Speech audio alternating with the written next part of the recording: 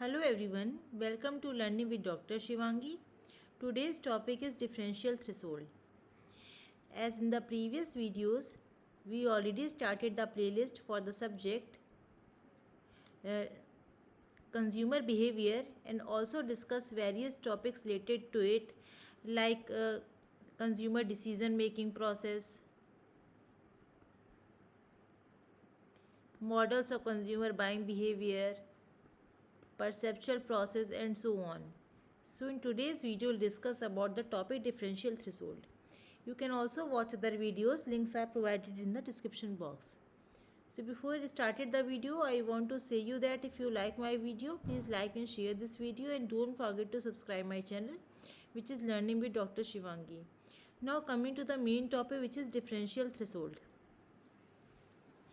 So, what is the concept of differential threshold in relation to perception? We'll discuss here. A concept developed by German scientist Ernest Weber in the 19th century. He observed that the just noticeable difference between two stimuli was not an absolute amount but was relative and dependent on the intensity of first stimuli or stimulus. According to Weber's law, if the initial stimulus is strong, more or additional intensity will be required for the second stimulus to be perceived as different. So, Ernest Weber given the concept of just noticeable difference between the stimulus, which is maybe first and the second stimulus. Differential threshold, on the other hand, refers to the ability of a sensory system to detect changes or differences between two stimuli. The minimum differences we can detect between two stimuli is the just noticeable difference, or we can say that GND. The issue of when and if consumer will notice a difference between two stimuli is relevant to many marketing situations. So sometimes just noticeable difference is important from the marketing perspective and sometimes it is not relevant. Sometimes a marketer may want to ensure that consumers notice a change, as when a retailer offers merchandise at a discount. In other stores, raises a price or a manufacturer reduces the size of a package, a consumer's ability to detect a difference between two stimuli is relative. So marketer want to ensure the notice a change between the first and the second stimulus, which is a just noticeable difference. A whispered conversation that might be unintelligible on a noisy street can suddenly become public and embarrassingly loud in a quiet library. It is a relative difference between the decibel level of conversation and its surroundings rather than the absolute loudness of the conversation itself that determines whether the stimulus will register or not. This is because in the case of petrol, this price increases in a significant percentage of the basic cost of petrol, and thus the customer's attention will be drawn to the price high. So there should be the difference between the price margin according to the product and their prices from the last price also to notice evil difference to the consumers. Weber's law states that an additional level of stimulus equivalent to the just noticeable difference is required for most people to perceive a difference between the resulting stimulus and the initial stimulus. Further, it is also said that Weber's law holds true for all the senses for almost all intensities also.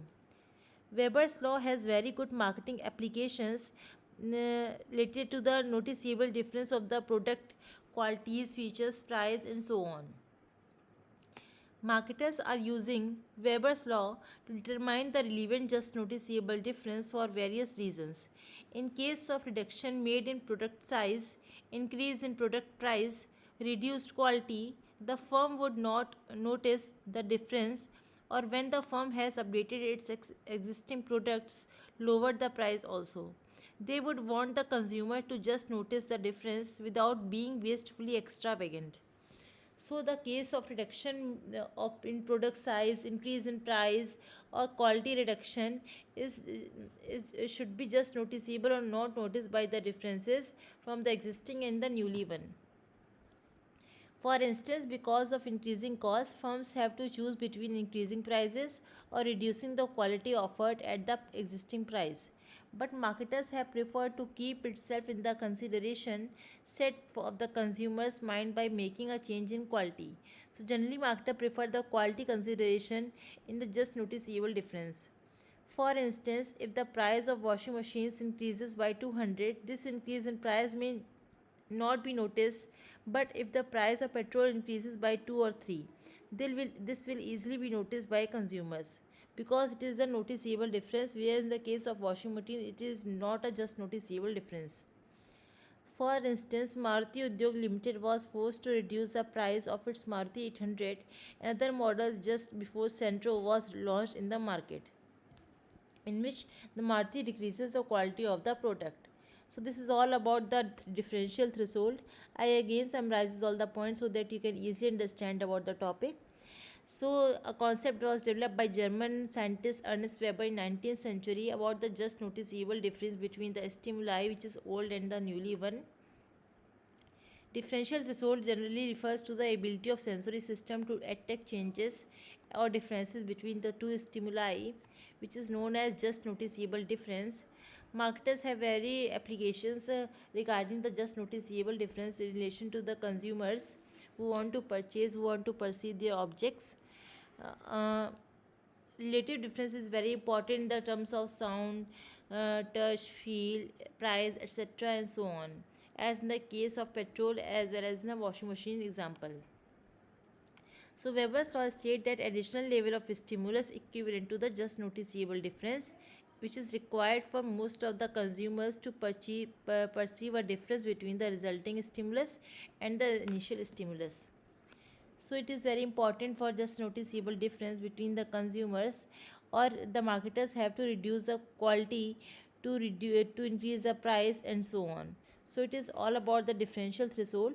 If you have any query about this topic, or if you want to know about any other topic related to research methodology, business management, consumer behavior, you can ask me through comment box. If you like my video, please like and share this video, and don't forget to subscribe my channel, which is Learning with Dr. Shivangi. We'll meet in the next video with new topic. Thank you everyone.